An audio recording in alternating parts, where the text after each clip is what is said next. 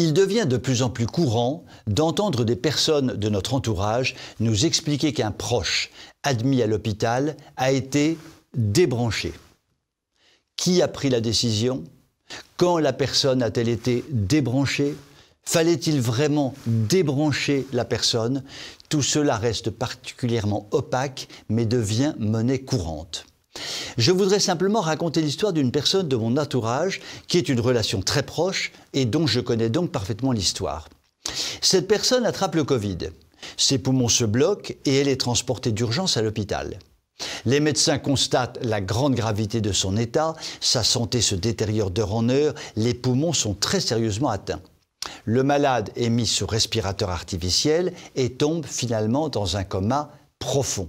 Il est donc branché. L'épouse du malade veille tous les jours sur son mari, persuadée que celui-ci va bientôt sortir du coma.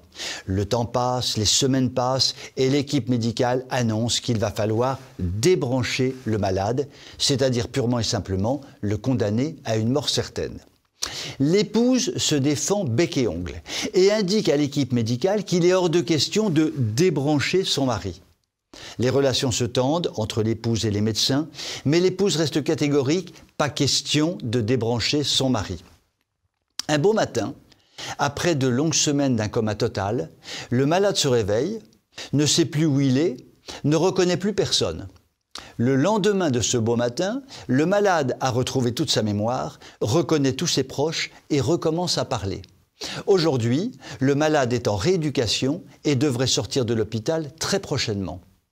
Son épouse a gagné par chaos sa lutte contre le corps médical et a tout simplement sauvé son mari d'une mort programmée. Cette histoire est à la fois magnifique et terriblement inquiétante.